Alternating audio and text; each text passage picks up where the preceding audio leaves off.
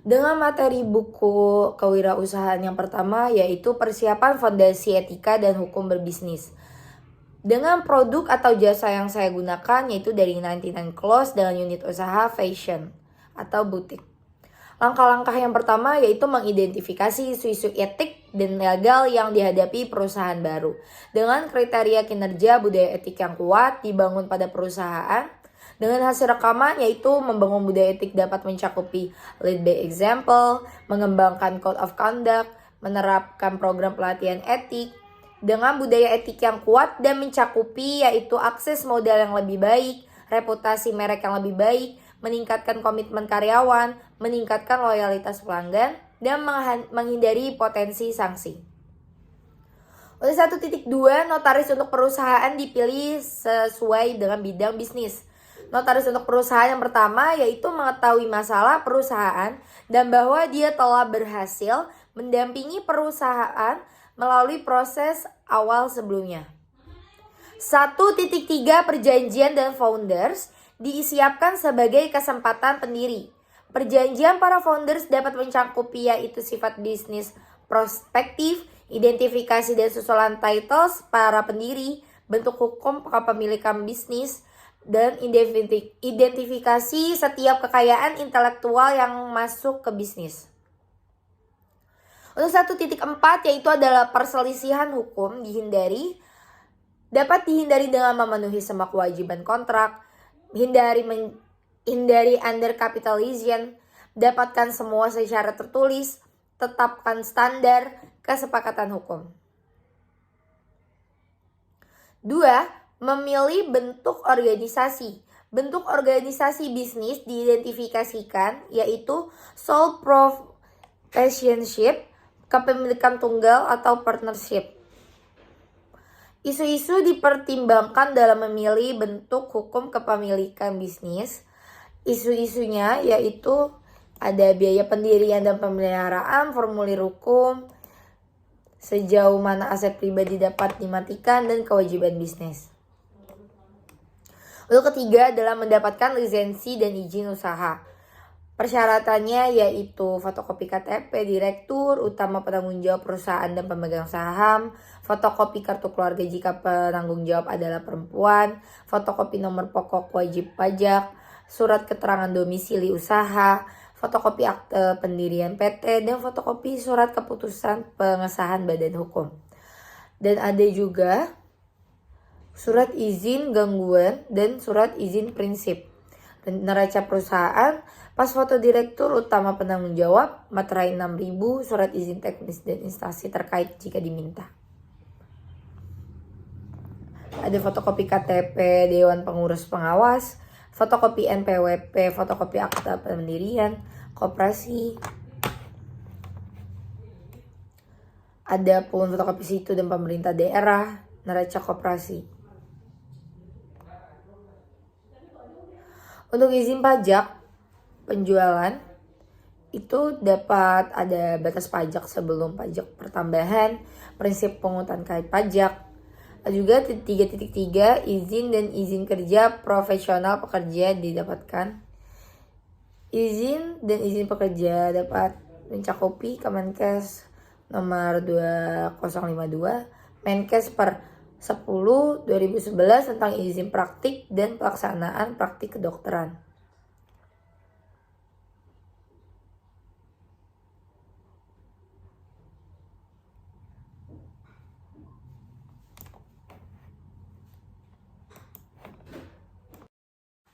Adapun buku kerja KWU kedua yaitu bergerak dari sebuah ide menjadi sebuah usaha dengan materi judul menilai kekuatan dan kewajiban keuangan perusahaan baru dengan unit usaha fashion clothing atau butik dengan produk jasa 99 Clothes.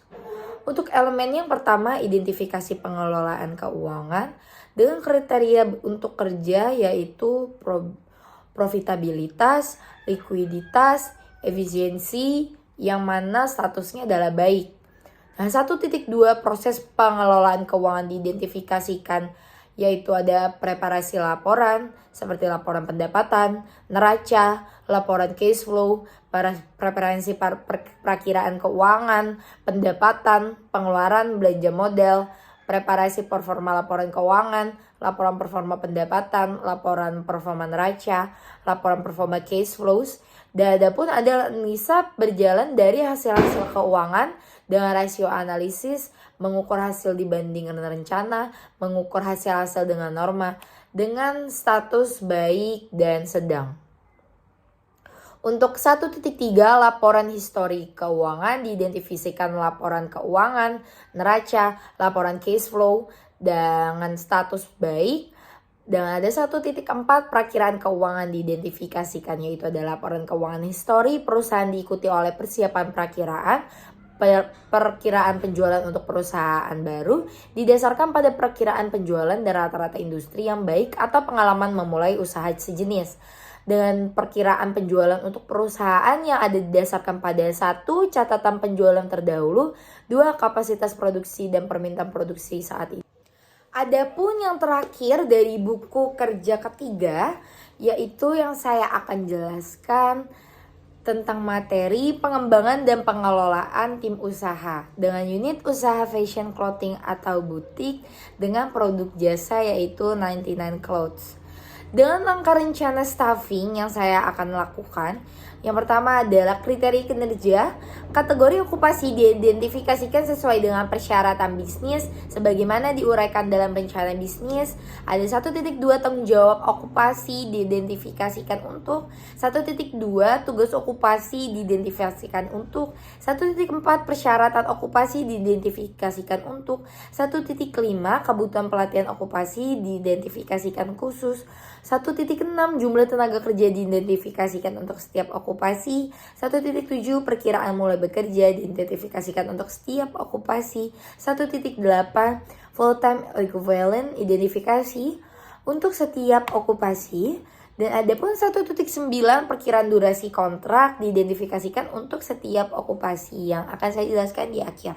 Untuk 2, rekrutmen, pelantikan, pelatihan, dan mempertahankan tim, yaitu dengan 2.1 dengan materi rencana seleksi yang dibuat berdasarkan kriteria seleksi, kebutuhan bisnis, dan persyaratan hukum. Dengan rencana seleksi yang saya akan lakukan yaitu adalah saluran dan teknologi yang tepat, mengiklankan lowongan untuk kebutuhan staf, adapun mengadakan panel seleksi, mengembangkan pertanyaan wawancara, pelamar yang terpilih, dan jadwalkan wawancara yang diberitahu orang yang relevan tentang waktu, tanggal, dan tempat.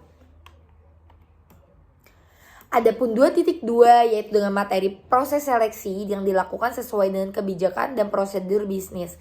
Yang saya akan lakukan untuk proses seleksi tersebut mencakup proses wawancara dan menilai kandidat berdasarkan kriteria seleksi yang disepakati, 2 diskusi penilaian dengan anggota panel seleksi lainnya, 3 memperbaiki bias dan penyimpangan dari prosedur yang disepakati, dan bernegosiasi untuk kandidat yang terpilih. Hubungi pengambil keputusan untuk laporan pengambil keputusan, menyiapkan laporan seleksi dan membuat rekomendasi kepada personel senior untuk pertunjukan. Dan adapun menyarankan kandidat yang gagal tentang hasil dan menanggapi pernyataan apapun. Mengamankan persetujuan kandidat pilihan, melengkapi dokumentasi yang diperlukan sesuai dengan prosedur organisasi, dengan memperhatikan kerahasiaan dan persyaratan privasi. 2.3 adapun internalisasi atau induksi anggota tim dilakukan untuk menyadari tanggung jawab dan persyaratan kinerja mereka segera mungkin untuk mengambil kesempatan untuk melatih anggota tim yang tidak terbiasa dengan prosedur bisnis. Dengan internalisasi induksi anggota tim mencakup menyediakan kandidat yang berhasil dengan kontrak kerja dan dokumentasi lainnya, memberi tahu manajer dan tim tentang kerja penunjukan baru, memberi tahu manajer dan staf tentang tanggal mulai kandidat dan menunjukkan pengaturan administrasi yang diperlukan untuk pembayaran dan pencatatan karyawan, mengatur pelantikan kandidat yang berhasil sesuai dengan kebijakan organisasi. Adapun 3 memenuhi kewajiban hubungan industrial, yaitu hak dan kewajiban di tempat kerja dan pemberi kerja dan karyawan. diidentifikasi sesuai dengan persyaratan hukum dan kode pratik.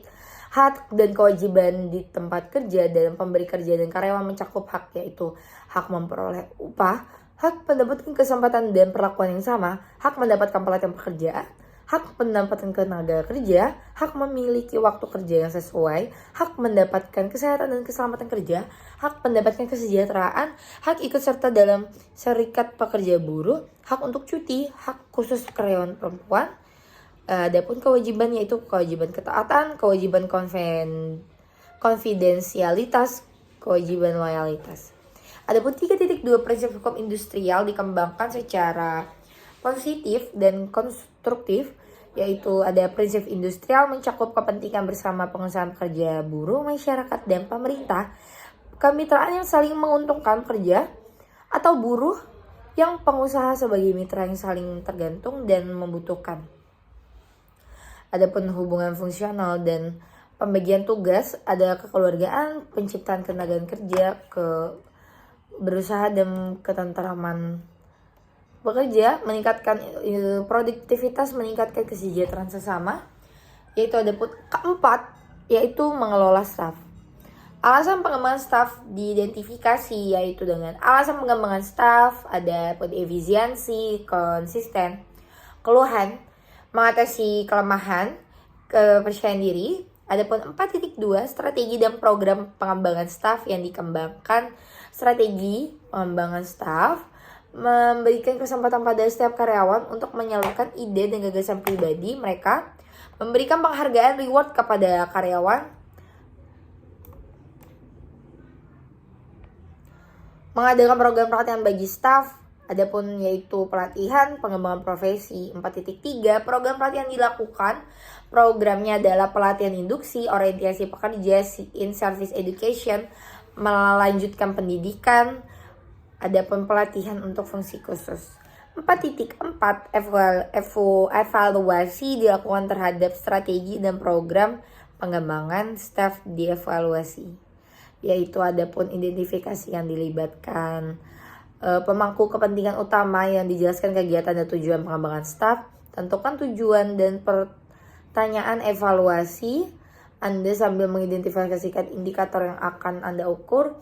Analisis dan tafsirkan hasil untuk dibagikan dan gunakan temuan Anda secara efektif. Adapun 5.5 meninjau kinerja tim. Untuk hasil kinerja diidentifikasikan kesesuaian dengan kerja bisnis, yaitu mencakup tujuan dan sasaran yang telah ditentukan sebelumnya, efisiensi menggunakan sumber daya dalam menghasilkan barang dan jasa, kualitas barang dan jasa. Adapun kompetisi diidentifikasikan untuk meningkatkan kerja tim, pengetahuan, keterampilan, sikap. 5.3 yaitu tingkat pergantian staf diidentifikasikan yaitu tinggi untuk hasil sebesar 15%. Kekompakan tim diidentifikasikan dalam meningkatkan kinerja proyek secara keseluruhan, yaitu seperti kerjasama, kompetensi bekerja.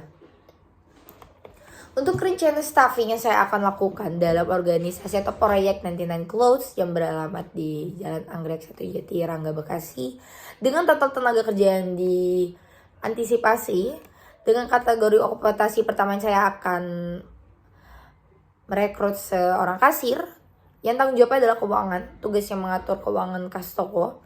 Dengan persyaratan pria atau wanita maksimal berusia 27 tahun, pendidikan minimal SMA sederajat, dibuka untuk fresh graduate, namun jika memiliki pengalaman 1 tahun dan menguasai penggunaan sistem kasir dan mengoperasi edisi menjadi nilai tambah, dengan domisili berada di sekitar area kerja, dengan kebutuhan pelatihan yaitu persiapan proses transaksi, penutupan akhir hari dengan jumlah tenaga kerja 2, perkiraan mulai bekerja tanggal 9 Januari dengan full time equivalent 49 jam dengan perkiraan durasi kontrak yaitu 6 bulan. Adapun admin dengan tanggung jawab customer sebagai customer service staff e-commerce, Anda akan menjadi penghubung antara perusahaan dan pelanggan untuk memberikan informasi terhadap permintaan maupun komplain keluhan konsumen yang masuk agar dapat diselesaikan sesuai dengan prosedur, memastikan adanya kepuasan pelanggan dengan komitmen minimal SMK atau D3 segala jurusan, minimal 1 tahun berpengalaman sebagai customer service, customer care, diutamakan di bidang e-commerce, Dengan pelatihannya itu memahami fungsi Microsoft, kemampuan komunikasi yang baik, kemampuan menulis manajemen waktu yang baik, memperhatikan detail dan ketelitian dengan kebutuhan yaitu 3 orang dan dapat dimulai dalam 1 Januari dengan equal treatment yaitu 9 jam bekerja dengan kontrak 6 bulan. Adapun yaitu ada staff admin gudang dengan tanggung jawab storage atau warehouse atau untuk job desk adalah melakukan pencatatan barang masuk dan keluar, membuat laporan dan melakukan pemeriksaan stok barang, melakukan stok opening, membuat laporan